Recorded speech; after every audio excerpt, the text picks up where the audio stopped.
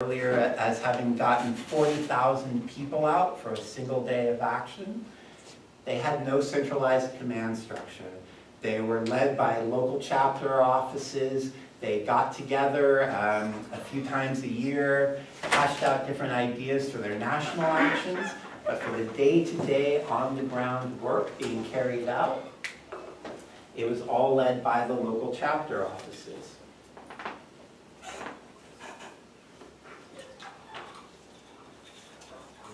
Centralization is really frightening to me because when I think about centralization, I think about, okay, well, who's pro-centralization? Who is for concentrating power into a few small hands?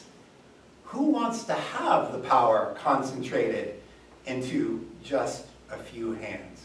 Los Angeles Unified School District. Ingrid Newkirk. And Los Angeles Unified School District. But quite honestly, it's a frightening prospect to me. It is. Who wants that kind of power? Who wants that kind of control over other people's lives? I mean, quite frankly, the moment I meet somebody who wants that, I don't necessarily want to work with them. So that was one of the sort of radical visions of these early folks. Another thing is that they never imagined us as being a small fringe movement. They always said that if we begin to talk about the systemic oppression of animals, how this is something that is ingrained in culture and the state and corporate behavior, if we begin to talk about this in the terms that we talk about human liberation, if we begin to conceive of it in this manner and begin to talk to people about it in this manner, and begin to talk to people about essentially finding, good God, I'm tired. 4 hours of sleep last night. I'm going to start that thought over. But these early folks, one of the things that they were constantly pushing is that this is an issue that can be of concern to the general public. It's something that can reach people's hearts, and we need to find the methods to do that because we are not going to win without a large mass of people. They were quite social in their approach, and they were always urging for us to find ways to bring more and more people into the fold. Finally, one of the things that I've noticed with many of the people who I've been studying lately, and earlier I mentioned L.S.A. Reclus, is we had an awful lot of people from his time up to the time where I was hearing about folks that were inspiring me, who were saying that animal liberation also requires a much broader ecological analysis. When I first started getting involved, it was in 1996. And I was very into Earth First at that time. I had this hoodie with a big Earth First cross on the back, and I started like reading everything that like Jonathan Paul had to say about the environment, and of course Rod Coronado, who holy shit is sitting in the back watching me, and still makes me nerd out a little bit. But there was this concept, right, of human imperialism.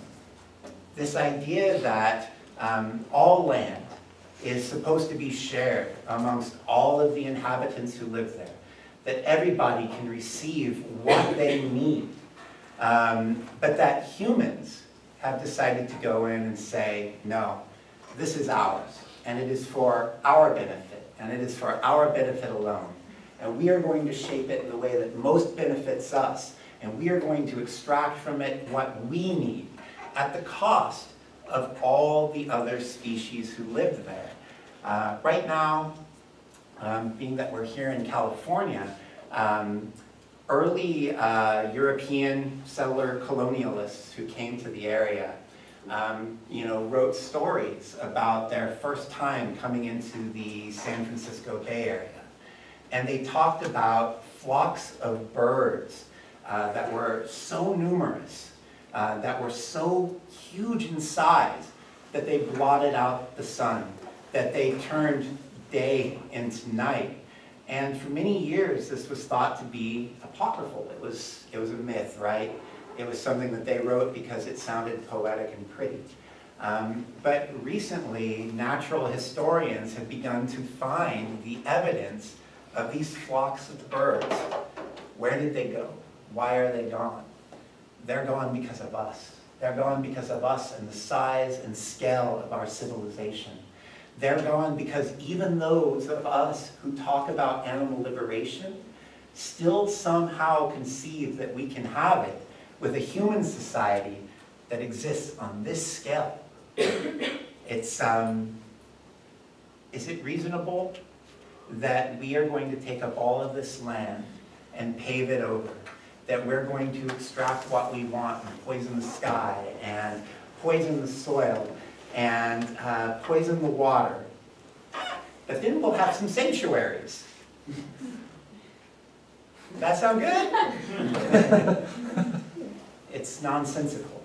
That is definitely one of the failings of the modern movement, in my perspective, is that we don't think, what will animal liberation look like? What is it that we are exactly working towards?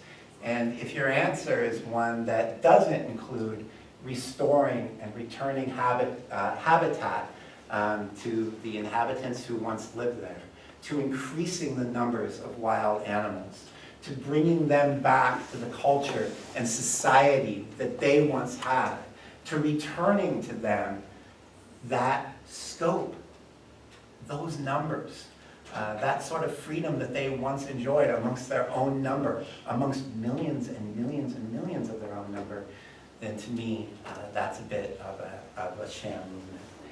Anyhow, I know that we're getting short on time, and I'm kind of floundering up here. I am getting real tired. But I do want to close with this. History provides a lot of hard and fast data at times. I can talk about which members of the movement were socialists, were anarchists. I can talk about the years that they were born, when they wrote their books. I can talk about, those moments where people first decided to go out and sabotage hunts, or first decided to go out and disable hunt vehicles.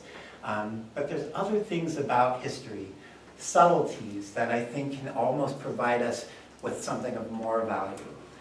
I like to read about folks like Francis Power Cobb, Ronnie Lee, Susan Smith.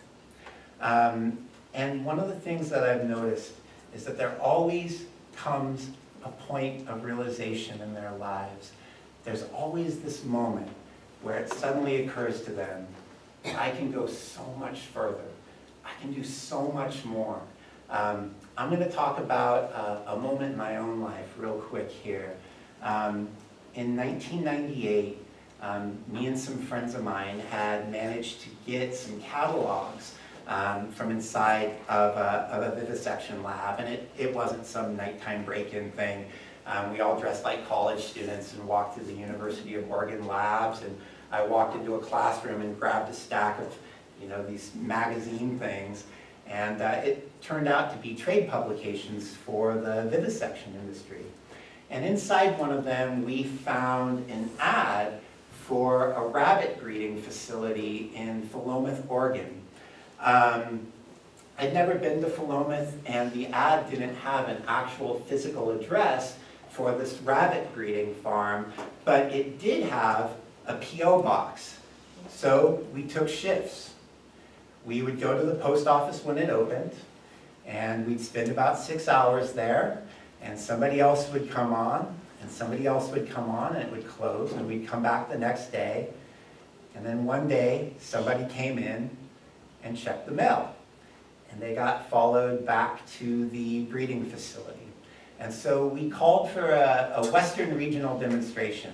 We said, all right, like, everybody who's able, everybody who can, get in your cars, come on up, we're gonna protest here. And we thought, you know, it was gonna be this big like sign holding, banner holding thing. We think we're gonna get there and there's gonna be all these cops. And instead, we roll up and it's this really diverse crew. I mean, there was a bunch of like hardcore kids from the Bay Area, and there was these like, you know, the very stereotypical like old grannies in white tennis shoes with umbrellas, and there was like, you know, some hippies came down from Olympia, and there was these like 15-year-old kids who were kind of there for the excitement, who came from Corvallis, and there was these like, there was these frat bro dudes who showed up who were kind of cool as fuck. I'll get into why in a minute. But we all roll up and we're thinking it's going to be like one of those scenes from the British videos we were all watching at the time of Hillgrove Cats and Consort, and you're all too young and don't know what I'm talking about. And, but yeah, where people are running up on these breeding facilities and they're shaking the fence and the cops are pepper spraying them. But we get there and there's no cops. It's like, they didn't hear that we were coming, you know? And the funny thing was, everyone kind of like stalls and people don't really know what to do. We're on this country road. There's no one really there to see us. There's no audience. And I'm sitting there on one side of this fence and I'm looking down at just endless hutches of rabbits in sheds below me. And I had this moment where I thought, what does it say about me as a person if I stay on this side of the fence? Like, something bad could happen if I cross this fence. I don't know if this farmer is going to come out with a shotgun. I don't know if the cops are like 2 blocks away. But even so, those animals are going to be sent into these labs that we read about, in these catalogs, in these trade publications, like, who knows when. So what does it say about me? And I couldn't handle the guilt. And I jumped over the fence. And I ran down to those sheds. And I started taking big, large Florida white rabbits out of them. And by the time I came out of the first shed, I saw 20 more people coming over the fence and running down and pulling rabbits out. And we were all running back to cars. We were all handing rabbits back over to the fence. There was these women in their 60s, 70s, running down this little country lane with armloads full of rabbits. Frat bros are like pulling their t-shirts off and turning them into masks and jumping the fence and running down to get rabbits. 15-year-old kids are taking their jackets off to hide as they're going past the neighbor's house to hide what they're carrying. And we all got out of there. We took a bunch of rabbits with us. I'm saying this now because it's well past the statute of limitations. Well past. But I'll never forget that moment of reaching into that cage and pulling that first rabbit out. I ended up naming him Notchier because his brother, whose name was Blanca was a dick, but that's sort of another kind. Blanca bit a small notch out of his ear, so he was Notchier. But I held him against my chest, and I could feel his heart beating. And I knew that the only thing that was standing between him and a certain death was me. And if history has taught me one thing, it's that every single one of us can and should have that moment. And that if we all do, we can go from relegating animals to small sanctuaries to realizing that we can have a global sanctuary. Thank you so much for having me.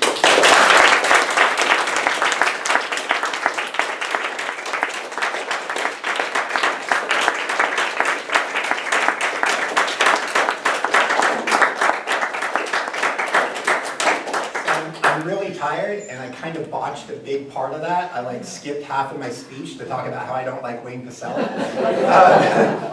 So you might have some questions that jumped around a bit.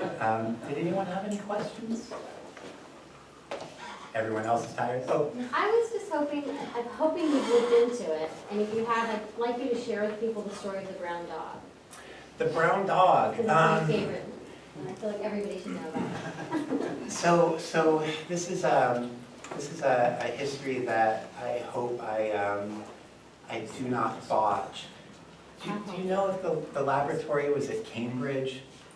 It was in, Battersea, yeah, it was in London, Battersea Park. Okay, all right. See, I'm gonna screw this story up. It's an English story, that's a good start. It is. It is an English story. It is a good story.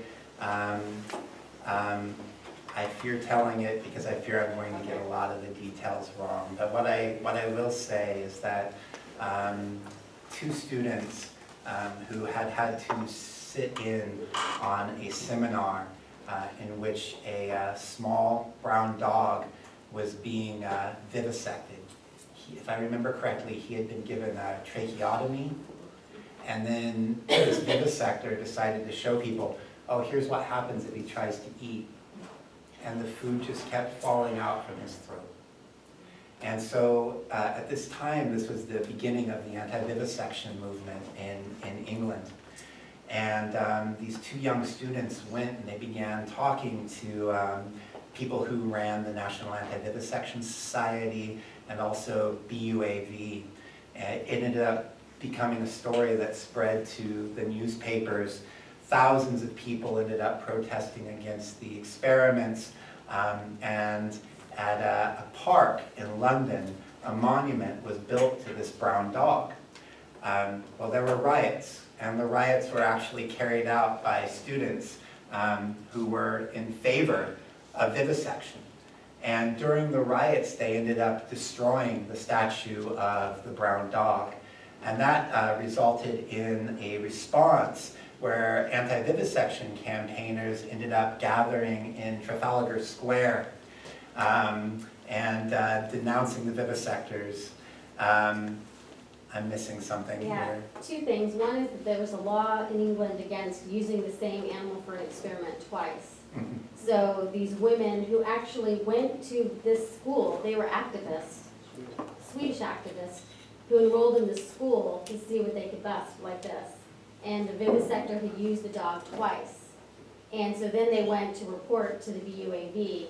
And this was, what, in the early 1900s. And when they built this statue that Josh was talking about, and the suffragists had been involved in this effort, as well as the workers, the unionists who were in the area. And when they heard these there's a lot of intricacies to the story, but basically the suffragists had their issues with these men who had the right to vote and they didn't. And the workers had issues with these students because they're also very privileged students. When they went to go to destroy the brown dog, they took up arms to protect the statue of the brown dog. The workers, the suffragists, and anti-vivisection all worked together to protect the statue of the brown dog. And there was this huge riot, like 1916 or something, this very, very publicized riot that took place all on behalf of the brown dog. And eventually the statue was torn down, and now there is a statue there again. But it just showed how all these different social justice issues intertwined, and they fought together. So, sorry, Josh. Oh, no, I'm glad you brought it It's just a great up. part of history. I'm glad you knew the details that I did not have on hand. I had more than 4 hours of sleep, so that's all. All right. Hi. It's a kind of general question to an extent, but it was with reference to your comment about centralization. And I do understand we don't want a few people to have all the power, but tying it into the other comment you made about, what do we see under liberation looking as? At some point, I do think, we should all just be one world, and as a world, we have laws that lead everybody and focus on everyone else, including those who disagree, to be more responsible about how we are towards other creatures on the planet. And I personally wish we were all working on that, which basically requires us to have conversations with people who have different views and actually spend time with them, trying to convince them, or at least show them other ways of looking at it. But the way in which you do it sometimes makes a difference in how long they're going to want to listen to you. And most of our movement has focused on a kind of approach which is geared towards trying to get people to stop. Not necessarily because they think, okay, they're doing something wrong, but just because they realize that the only way they're not going to be having to deal with us if they basically agree to us. So I kind of am wondering, how important is it that we spend the time winning people over? And what should we do about that? How important is it that we win people over? Well, see, this is a complex question, and one that I really wish I had a more perfect answer to. There are times where there are animals who are suffering here and now, and they do not have time for us to convince their oppressors to stop. They don't. And so during the course of the Stop Huntington Animal Cruelty campaign, for example, Huntington Life Sciences was not a company that was kept in business by the general consumption patterns of the public. They were kept in business by a few large corporations, primarily petrochemical and household supply companies, not pharmaceutical companies, as HLS likes to suggest. And so essentially, it wasn't the public that was keeping them afloat. It was a very wealthy and elite group of companies that included like Shell and Chevron, and of course Procter & Gamble and many, many others. During the course of that campaign, we basically said that what we're going to focus on here isn't so much convincing the public that what HLS does is wrong. What we're going to focus here on is forcing HLS to stop. I do think that we could have been more aware of movement building. I wish that we had been. I wish that we had been a little bit more kind to the rest of the movement, a little bit more inclusive, a lot less judgmental about like our way is the way. But that said, I have no problem with forcing corporations to uphold some sort of ethical standards in regards to their interactions with non-humans. And to that end, I support people doing largely whatever is necessary in order to accomplish that. And I say largely because there's a short game to animal rights and there's a long game to animal rights. And there are tactics that in this era are not ever going to have even a modicum of support. And that means that they are largely not sustainable. That carrying them out is going to harm long-term so greatly our ability to liberate animals in the future that it's not really useful today. And so when I hear people talking about shooting vivisectors on their doorsteps, like, to me that's absurd. And anybody with like a basic conception of strategy and tactics, I feel like would agree. And I'm not saying that it would be unethical beyond the fact that our movement cannot handle the backlash. I mean, quite frankly, like, actually I'm not going to say that. I'm not going to go into that because we do not live in a country with free speech. So I'm going to stop myself there. But there is another side. There is the side in which we live in a world that has billions of people. We live in a country that has hundreds of millions of people. And there are animal abuse industries that are propped up by the finances, by the consumption patterns of those people. Until we manage to convince a large mass of those people that consuming animals is wrong, until we reach a point in which people are accepting of that position, I think animal abuse is going to continue on. You said something that I agree with very much, that there should be one world and essentially a law that is enforced upon everyone inside of it. I live in a country where the people at the top have that conception of power as well, and that hasn't worked out too well for us so far. But what I can say is that even amongst that elite few at the top who are enforcing these things right now, they can only get away with so much. They can only enforce things that are unpopular to a certain degree. Even if we were to have some like ludicrous early 90s hardline fantasy, like, you know, vegan dictatorship, a lot of you are too young to be aware of all that nonsense that was being spouted back then. You're lucky to have missed it. But yeah, even if we reach the point where somehow vegans ascend to the top of the world government and have control over the military and the police and can enforce veganism on the world, you always have to worry about backlash, about revolt. And so I think that we're going to see a vegan planet, or a planet that's a hell of a lot closer to vegan, a vegan one, when we're able to convince a majority of the citizens that that is something that is desirable. That's a terrifying prospect in some ways, right? I mean, we live in a world where we still are dealing with human slavery. We live in a world where we are still to this day dealing with brutal misogyny. We live in a world where to this day we still have rampant child abuse.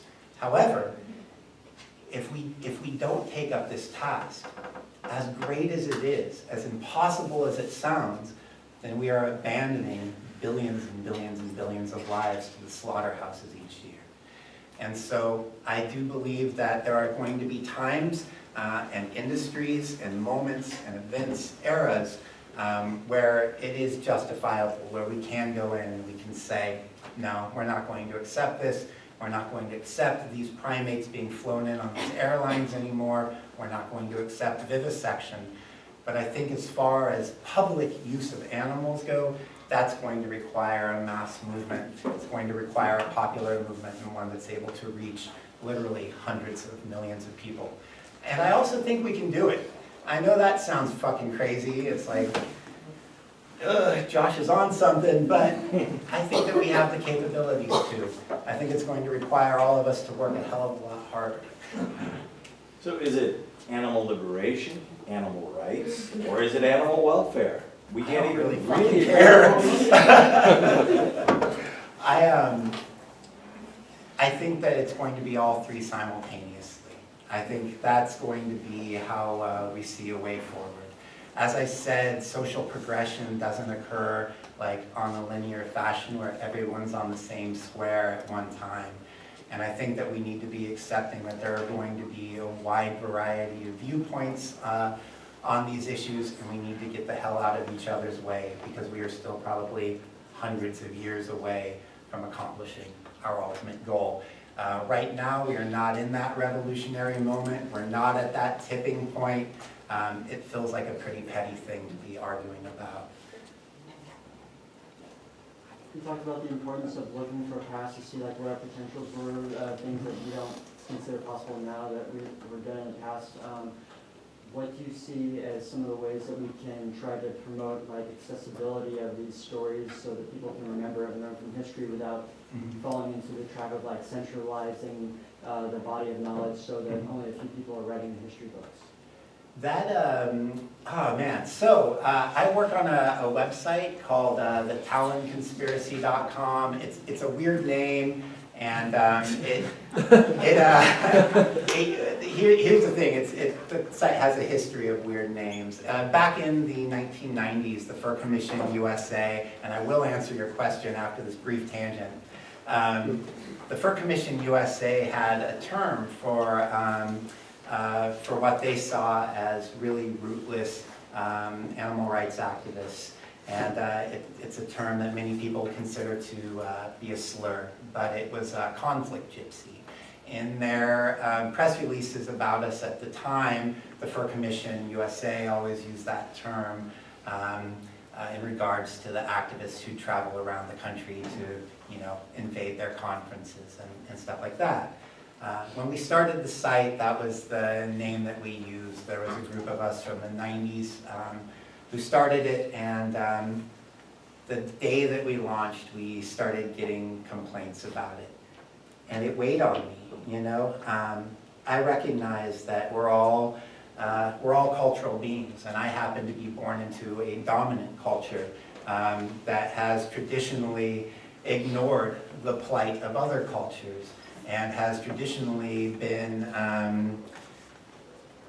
it's hard to find a word that's negative enough in its description of the way that Europeans have treated the rest of the world, quite honestly. So there's this part of me that was like, you know what, like, fuck this, it's a harmless thing, and I kept trying to justify it, but I couldn't.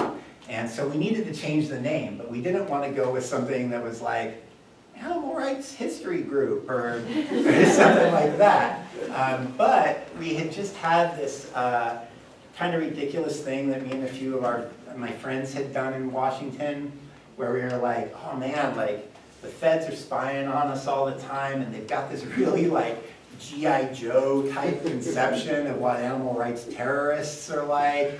You know, I mean, they used to name all of their operations, like the FBI operations that spied on us, things like Operation Rapid Lightning, Operation Thunderfire, you know?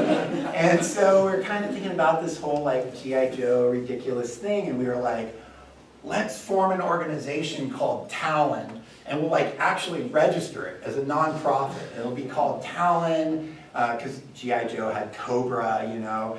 And when you register a nonprofit, you have to have like secretaries and presidents and everything, and you have to list all of their titles. And so our titles were all like Guerrilla Commander, you know, Jackal Minion, you know, and all this stuff. And we just thought like, we're gonna file this and we're gonna do nothing with it. And then some like poor like special agent at the FBI is gonna have to be like, fuck, who's the Guerrilla Commander? Talon, like, it's Talon, you know, so we needed to have it, it had to be an acronym, so what we came up with was Totally Awesome Liberation Organization. No way!